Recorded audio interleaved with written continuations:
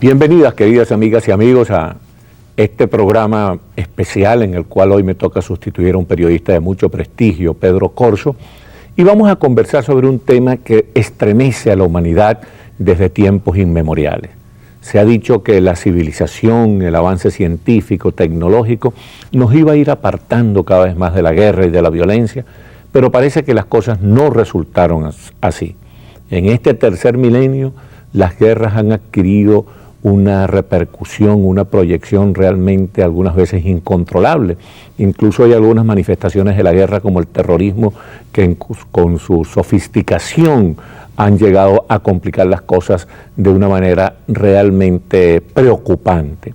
Para hablar de este tipo de materia, hemos convocado a un especialista, al coronel del ejército norteamericano, Octavio Pérez, coronel retirado, un hombre que conoce de esto. Y precisamente en estos días en que la humanidad se ha visto estremecida por la noticia de la muerte de Muammar el-Gaddafi, que durante más de 40 años mortificó al pueblo libio y amenazó a la humanidad con su promoción del terrorismo. ¿Cómo tenemos que interpretar, Octavio, la muerte de Gaddafi? Bueno, la muerte de Gaddafi es una página importante en la vida de muchos. Gaddafi tuvo impacto aquí en los Estados Unidos con haber sido el autor intelectual, que hemos sabido, del incidente de Lockerbie, el vuelo de Panam 103, que sobre Escocia detonaron una bomba y mataron a muchísimos ciudadanos norteamericanos y de otros países.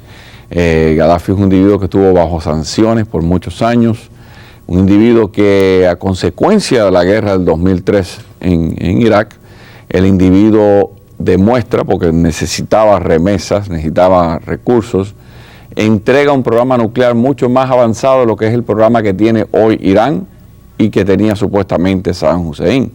O sea que esto es un individuo que ha sido una espina, o como dicen los americanos, una piedra en el zapato. Pero de alguna manera el presidente Ronald Reagan lo sometió, lo obligó a moderarse, por lo menos en su acción terrorista internacional, con la acción de la Fuerza Aérea Norteamericana en Libia, ¿no? Esa fue la pauta que él hizo después de Lockerbie y que fue lo que lo controló en cuanto a la proyección, pero siguió él dándole dinero a muchos que por cierto, en estos últimos meses, todo el apoyo que él ha tenido de las tribus, que muchas de estas tribus superan las fronteras nacionales, las tribus que abarcan el área de Túnez, de Níger y del sur oeste de Libia, son las mismas que fueron los que lo usó los Tuaregs, los famosos Tuaregs, Tuaregs, que él ha usado como su guardia pretoniana en todo esto, lo que han ejecutado. Casi todos los actos en contra de su propio pueblo en los últimos 40 años eran este tipo de individuos. Él auspició, a pesar de todo eso, en Burkina Faso, que antes era el Upper Volta, o sea que ha habido cambios en estos años, el Alto Volta, y ha habido muchos cambios que lo que él ha tenido, su proyección monetaria, o sea, sus manos, su dinero, para todos estos regímenes, cambios de poder. Pero le costó muy caro al pueblo libio, al mundo democrático, la salida de Gaddafi. Realmente fue algo terriblemente traumático, costó mucha sangre, mucho sacrificio, muchos recursos, ¿no? No únicamente eso, y es un individuo que lo que deja es un país en unas condiciones paupérrimas, en el sentido de que es un país que no únicamente, un país que tiene dinero, que es lo bueno, que tiene recursos naturales, o sea que pudiera superar, pero ha dejado un país sin instituciones. El régimen de Gaddafi por 42 años destruyó, no hay partidos políticos, no hay organizaciones sociales, fue un culto a la personalidad como un semidios, un demidios, es lo que era el culto a Gaddafi, era padre de la república, y lo que ha dejado un pueblo que ahora tiene que en cuestión de meses ir sobre lo que llamamos nosotros el parto, gatear, caminar y correr en su camino a la democracia. Afortunadamente el pueblo libio tiene una experiencia de resistencia, una vocación, diría yo, bastante vocación libertaria, porque después de haber sufrido esa tiranía tan atropelladora durante décadas, la gente ha demostrado mucha fe, mucha ansia de libertad y de democracia. O sea que yo pienso que hay razones para lo que podríamos llamar un prudente optimismo con respecto a la recuperación de Libia.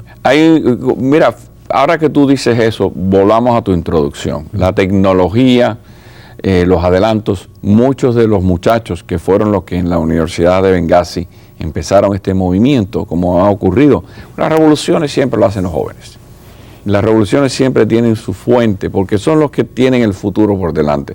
Una persona ya de otra edad, que ya tiene cargas, o sea, tiene familia, tiene De alguna manera se podría decir que las revoluciones la diseñan los más viejos y la ejecutan, los jóvenes. Entonces, el advenimiento del Twitter, el advenimiento de Facebook y todas estas redes sociales fueron parte, que lo vimos hace 2 años, que no resultó totalmente en Irán, pero vimos con esta primera vez. Ahora tendríamos que esperar, Octavio, que los gobiernos de Occidente que hicieron negocios con Gaddafi en el negocio petrolero, le den el apoyo a este nuevo gobierno democrático, que por lo menos el apoyo económico de intercambio mercantil que tuvieron con Gaddafi, por lo menos, ¿no? Bueno, una cosa muy importante, aquí los que tienen más que perder son los chinos y los rusos. Sí, señor. Porque sí, la BP Amoco, que ahora se llama BP, que es British Petroleum. Pues también los franceses y los italianos. Los italianos han tenido que tienen mayor parte del petróleo va a Europa, pero los verdaderos, la exploración, el desarrollo de la infraestructura, lo tenían en su gran mayoría la Yukov, o sea, los rusos, y también lo tenían los chinos, que eso sí que al principio estaban en contra de que se pusiera a un Gaddafi y han virado ahora la papeleta por conveniencia. Y ahí es donde se ve, el apoyo va a venir de Occidente. Ya sí. Occidente, la secretaria de Estado Clinton estuvo allí hace 2 días, hace unos cuantos días, y dijo que lo primero que iba a hacer es darle dinero para la infraestructura y para restablecer este gobierno civil. Eso es una buena noticia. También es una noticia que la gente espera que haya una acción de Occidente a favor de parar la matazón en Siria, ¿no? Porque en este momento el señor Assad está prácticamente descuartizando a la gente en las calles, a la gente que protesta, y que lo único que está pidiendo en sus protestas pacíficas es apertura democrática. Y ahora eso es un buen punto, ya que el enfoque se va en Saleh, en Yemen, y Assad en Siria. Mayormente Assad, porque ese es el que tiene el mayor número de muertos, y como tú dices, lo está haciendo programado. Un fin de semana está en las provincias del norte, pueblo por pueblo, entra y sale, va hacia la frontera con Beirut, vuelve hasta el lado donde están los kurdos. O sea, el individuo sistemáticamente está entrando en los pueblos donde, en particular ahora, en estas últimas semanas, estamos viendo un nuevo movimiento de exmilitares que le está combatiendo y causándole bajas. O sea que este individuo ahora, el enfoque internacional va todo ya con la caída de esa carnicería hay que pararla. Hay que pararla porque la verdad es que ya es irresistible en el mundo el movimiento hacia la democracia. Ya la gente se convenció que la democracia tiene que ser el destino de la humanidad. Entonces, en países que, incluso en algunos de esos países que viven en una situación medieval, ya hay gente luchando denodadamente, diariamente, por la democracia, y es el caso de Irán, que quería que conversáramos un poquito sobre Irán, porque se acaba de descubrir un complot para asesinar aquí en los Estados Unidos al embajador de la Arabia Saudita, por esa disputa que tienen entre Irán y Arabia Saudita, que por cierto son 2 dictaduras deleznables, tanto la de Irán como la de Arabia Saudita. Pero que hay algo curioso, y es que Irán, que financia Siria, que financia Hezbollah, que financia Hamas, que financia todos los grupos terroristas que están más activos en el mundo en este momento, Irán, que es una teocracia extremadamente represiva y abominable, tiene como padrinos a algunas figuras democráticas como Lula da Silva, ¿verdad? Que es lo que hace, por ejemplo, que el canciller brasilero actual, creo que se llama Patriota de apellido, el canciller ha puesto en duda que haya habido el complot contra el embajador de Arabia Saudita, que eso es otro invento de los Estados Unidos.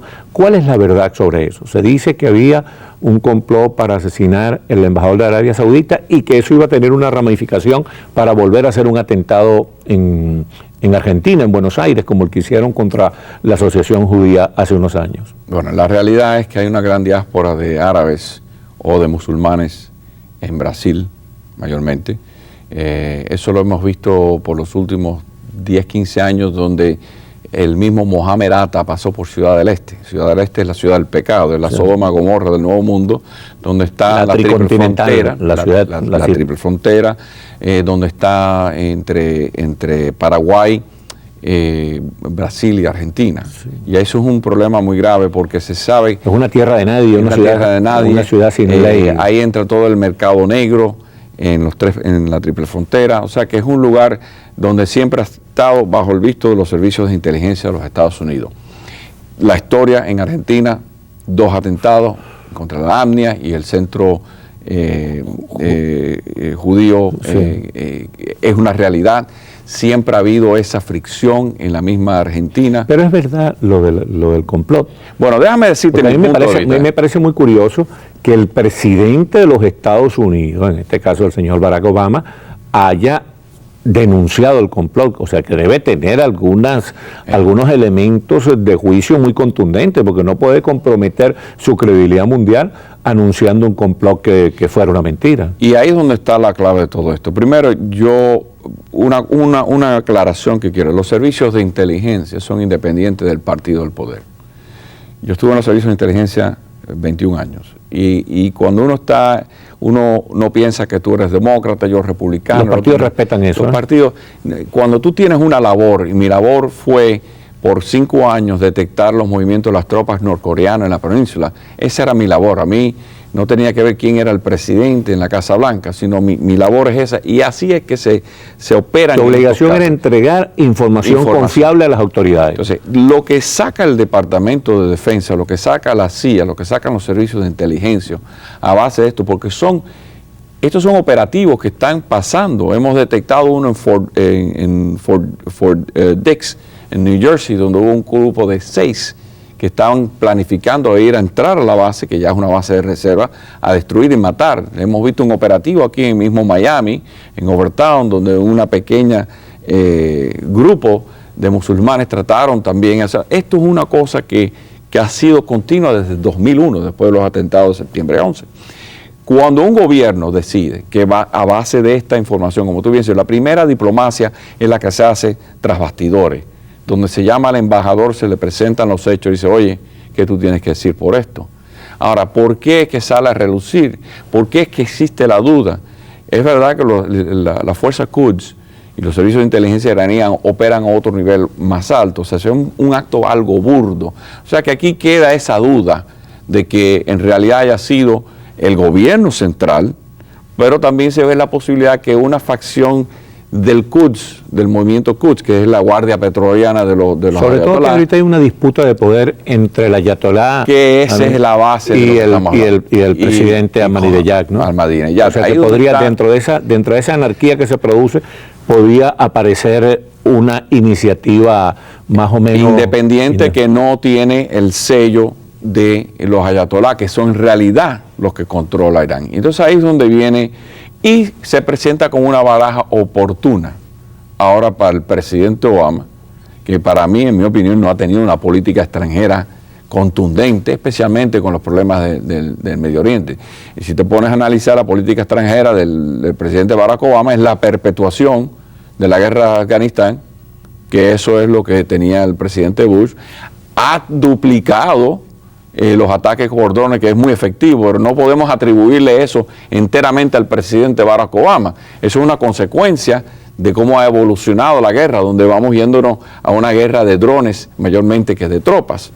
Pero tampoco ha hecho nada en el Medio Oriente. Ha mandado 3 emisarios especiales al Medio Oriente y no ha logrado. Entonces ahí es donde está la cosa. Pero lo que me interesa, Octavio, que tú eres un hombre muy informado en estas cosas y realmente se puede confiar en la información que tú manejas.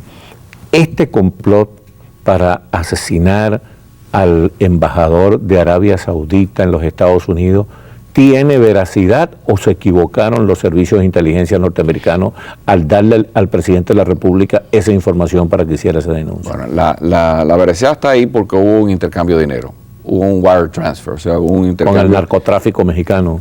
Contrataron un esbirro del narcotráfico mexicano. Exactamente. Entonces ahí hay detalles que están corroborados por investigación. Cuando tú presentas esto, que yo le exhorto a todos los televidentes que se metan en el website, verán que hay 43 páginas donde se redacta cómo fue que este individuo fue captado, que era un informante de la DEA. O sea, este individuo era un doble agente, un informante de la DEA, que en un momento operó con los carteles mexicanos y ahora era informante de la DEA, donde hay ese traspaso de dinero, donde hubo planificación.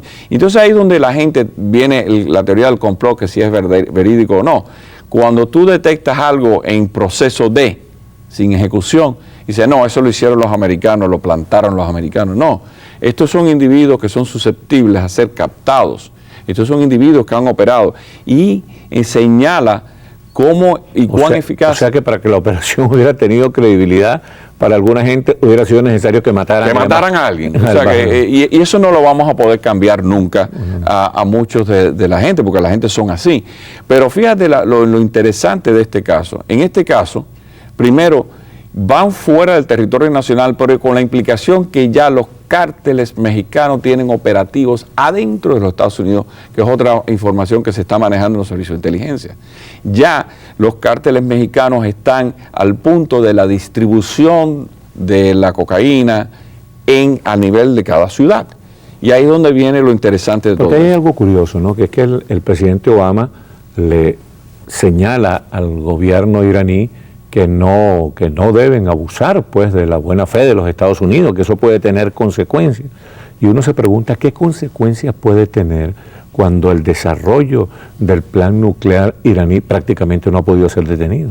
Y ese es el otro punto, Alexis. Tú te pones a averiguar, bueno, ¿qué más sanciones se le puede dar? Sanciones con dientes. Porque una cosa tú lo pones en el papel y si no tienes a China y no tienes a Rusia, para darle el sello a esa sanción, ya Irán lleva más de 30 años bajo sanciones.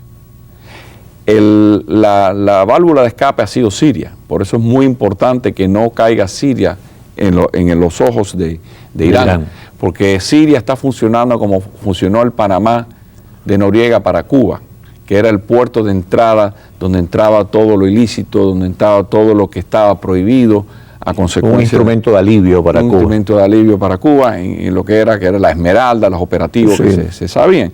Lo mismo ocurre con Siria. En otras palabras, hoy por hoy, fíjate, un incidente que ocurrió porque Irán le vende a la China casi un 20% del petróleo. Es su socio número 1 en cuanto a la exportación de petróleo. La India depende de petróleo de Irán. Y ahí es donde estamos viendo que hay hasta las transacciones monetarias para pagar ese petróleo es un problema por las sanciones existentes. O sea, tienen que pasar de una mano a otra mano. Y el otro día le aguantaron el petróleo a la India porque le debían como 22 billones de dólares. En otras palabras, Irán ya no hay otra sanción más que un operativo militar, en todo caso que tú quieras parar ese que sería sumamente peligroso nuclear. Porque ellos tienen unas fuerzas armadas muy poderosas, ¿no? Tienen unas fuerzas armadas muy poderosas, pero lo interesante es que con la caída de Saddam Hussein y la caída de Afganistán caen dos de los grupos sunitas más grandes, potentosos, wahabistas, en Afganistán con Al-Qaeda y los talibanes, y cae el único otro país que tiene mayoría chiita, que es Irak. Y ahí es donde viene el resurgimiento, lo que llaman el panchiismo. Que sería Irak e Irán. Que es donde viene este movimiento de chiitas que ahora se sienten en poder, de poder a controlar. Fíjate, ganaron, hace 4 o 5 años hubo elecciones municipales en Arabia Saudita. ¿Y quiénes ganaron? Los chiitas, porque están mejor organizados. En el Líbano, Hamas, Hezbollah, chiitas. Cuando te pones a ver en Siria, que ese es el miedo de ellos, los alawitas, es una facción chiita, es una mayoría sunita. Y el peligro es ese, que ellos se ven ahora con proyectar, y por eso es donde son el contrachoque con Arabia Saudita. Sí, por eso uno observa que a pesar de las sanciones, de los problemas que se le están creando a Irán por ese cerco internacional, de todas maneras ellos no renuncian, chicos, a esa estrategia guerrerista, a ese lenguaje virulento. Entonces siguen anunciando que el objetivo final es destruir a Israel. Y entonces esto trae a colación una operación muy interesante que acaba de ocurrir hace varios días, que es un intercambio de prisioneros entre Israel y Palestina, en el cual Israel entregó a unos 1000 prisioneros palestinos que estaban detenidos en Israel por razones de terrorismo y de atentados y de acciones de este tipo, y recuperaron a un sargento del ejército israelí. Hay alguna gente que dice, bueno, pero ¿cómo es posible que hayan hecho esa negociación entregando a 1000 por uno? Pero es posible que no se percaten que allí hay un mensaje de Israel hacia el mundo árabe y hacia toda la humanidad. Un mensaje quizá del gobierno de Israel, diciendo, mira, queremos entendernos, queremos que haya paz en esta región, estamos dispuestos a hacer concesiones, sobre todo porque en estos últimos meses hubo una presión palestina que tuvo mucha solidaridad mundial para ser reconocidos en la ONU. Entonces quizás este intercambio vaya más allá del intercambio mismo y tenga un metamensaje a favor de la paz de parte del gobierno de Israel. ¿Qué piensas tú? Le diste al clavo por la cabeza. Una de las cosas que ocurren 2 días antes de la reunión del Consejo y la subsecuente del Pleno de las Naciones Unidas fue que Netanyahu dijo, no, vamos a volver a las mesas. Pero no tenía nada que ofrecer. Y se declara el Estado autónomo que no tiene voz ni voto palestino. Sí. Entonces, ¿qué pasa? Este próximo mes vuelve a reunirse el Consejo de Seguridad, por eso tenemos a Mahmoud Abbas visitando Colombia, visitando Venezuela, Brasil, y todo lo que oímos Brasil, que es lo interesante que tú hablabas del canciller de Brasil, es Brasil se está posicionando, que es lo que llaman en inglés political posturing, se está postrando políticamente, porque las Naciones Unidas tienen que cambiar.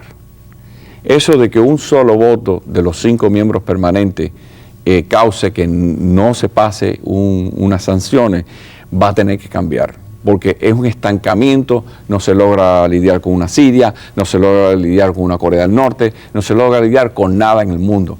Y lo que se prevé es que si hay algún cambio, es que vaya a 7 miembros permanentes, y uno de ellos sería Brasil, y el otro sería Indonesia o la India. Sí, el problema con Brasil es que en su búsqueda de apoyo para esa intención de estar de lograr un puesto en el Consejo de Seguridad de la ONU, se están alejando de Latinoamérica.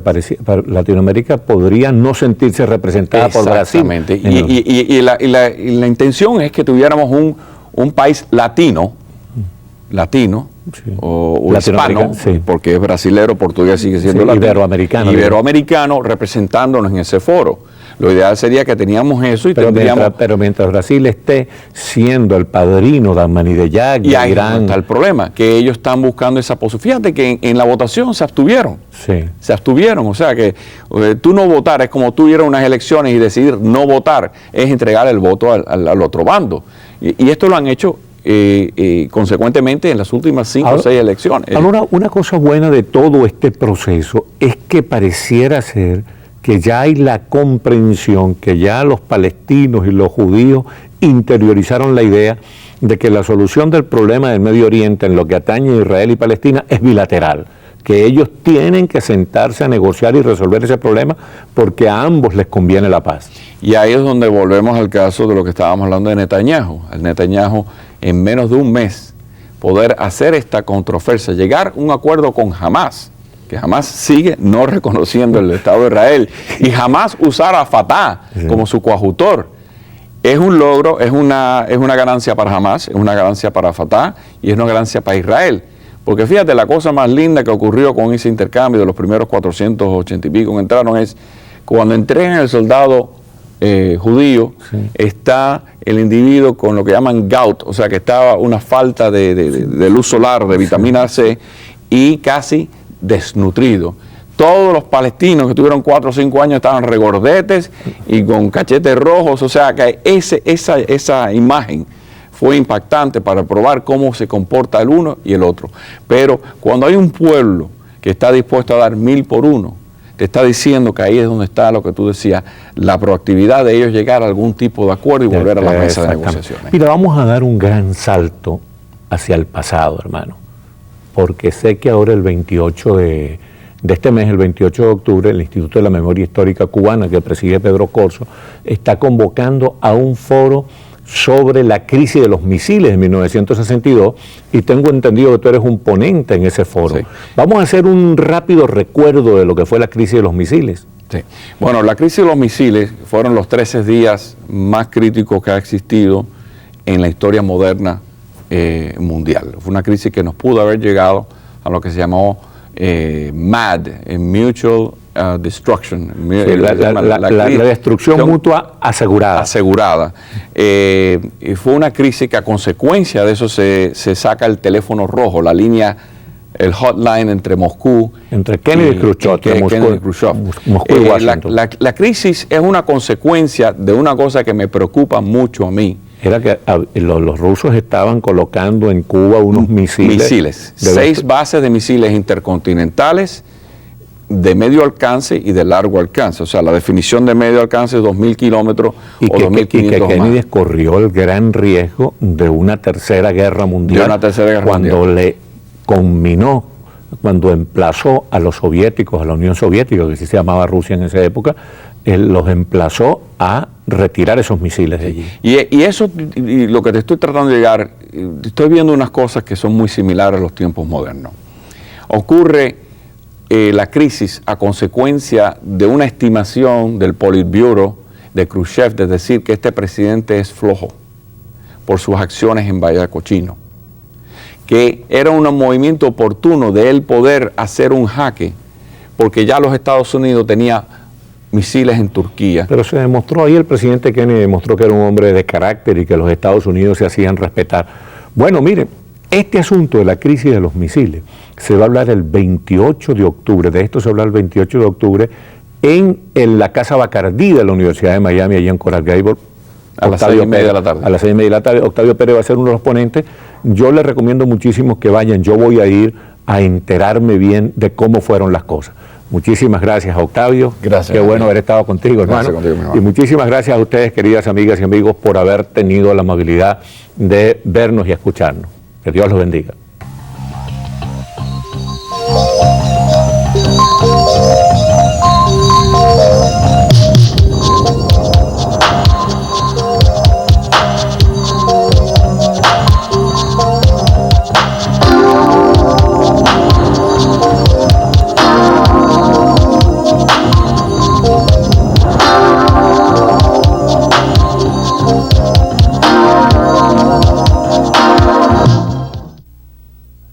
Estar conectado al Internet es importante. Estar conectado le ayuda a aprender. Estar conectado puede ayudar a conseguir un trabajo. Estar conectado puede ahorrar dinero. Estar conectado mantiene su participación. La Escuela Pública del Condado de Miami-Dade le insta para conectarse. Queridos televidentes, he tenido que tomar esta decisión de poder tomarles un minuto de su tiempo para que escuchen la situación en la que se encuentra su canal 17 y este bloque de programación en español. Tenemos unos momentos difíciles económicos. Si no hacemos algo, posiblemente esta programación pues no podrá continuar. Pero yo sé que con la ayuda suya, y estoy seguro porque cada vez que se las pido siempre me responden, vamos a poder seguirle llevando esta programación a ustedes. Va a aparecer una información en la pantalla, tanto ahora como en el final, para que usted, a medida de sus posibilidades, pueda enviarme una contribución. Lo mismo de $1.50 que de aquellos que puedan de 1,000. Necesitamos su ayuda para poder continuar con este servicio que llevamos ya más de 30 años llevándosele domingo tras domingo. No me fallen, ayúdenme, envíeme lo que usted pueda y envíenselo a amigos del canal 17 o WLRN Programación en Español. Ayude a sus programas